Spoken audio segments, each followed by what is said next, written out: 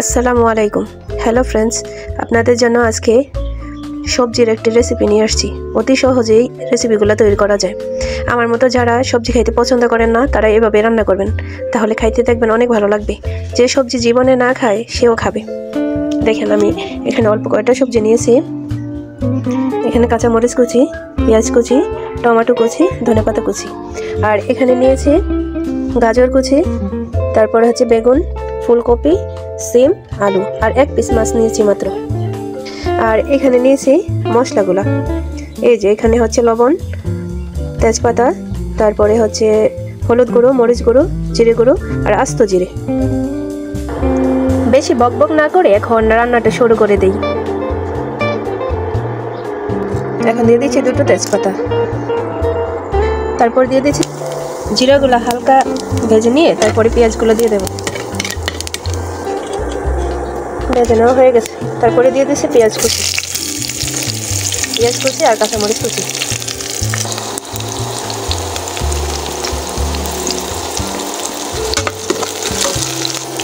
এখন দিয়ে দিচ্ছি 1 চামচ পরিমাণ আদা রসুন বাটা। এটা দেখাইতে ভুলে গেছি। মশলাগুলো ভাজা হয়ে গেছে, এখন একটু পানি দিয়ে দেবো। এখন বাকি মশলাগুলো দিয়ে দেবো।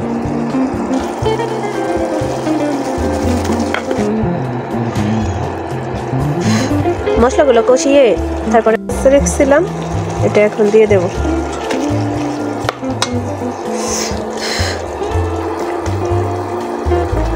মাছটা সিদ্ধ হয়ে আসছে। এখন আমি একে একে সবজিগুলো দিয়ে দেব। প্রথমে গাজর কুচি, তারপরে দিচ্ছি আলুগুলা, কারণ এই সবজিগুলা সিদ্ধ হতে একটু সময় লাগে বেশি। আলু আর গাজরগুলা 5 মিনিট সিদ্ধ হয়ে আসলে তারপরে ওই বাকি সবজিগুলো দিব। এখন 5 মিনিটের জন্য ঢেকে দিব। মোটামুটি আলু আর গাজরগুলো সিদ্ধ হয়ে আসছে, এখন বাকি সবজিগুলা দিয়ে দিব।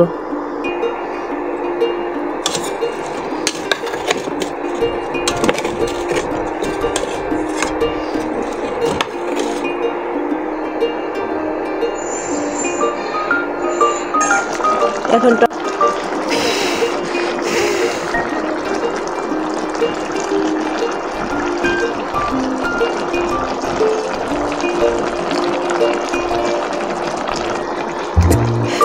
এখন 10 মিনিটের জন্য ঢেকে দিব।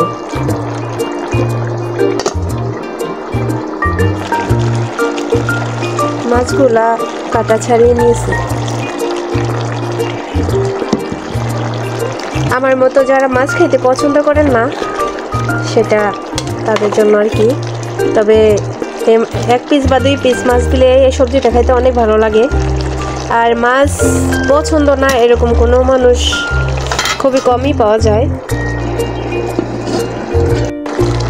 আর বাঙালি মাছ, শাক সবজি, ভাত খাইতে অনেক বেশি পছন্দ করে।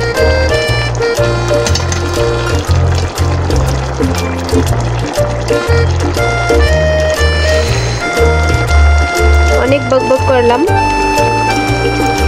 একবার ট্রাই করে দেখবেন এভাবে রান্না করে। তারাও খাইতে পারবে এভাবে রান্না করলে। অনেক সময় বাচ্চারা সবজি খেতে চায় না, এভাবে রান্না করে দিবেন, বাচ্চারাও সবজি খাবে।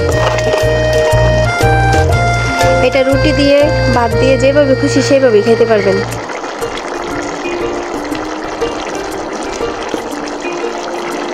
আমার কথায় যদি কোনো ভুল হয়ে থাকে আপনারা সবাই ক্ষমার দৃষ্টিতে দেখবেন। আসসালামু আলাইকুম। সবাই ভালো থাকবেন।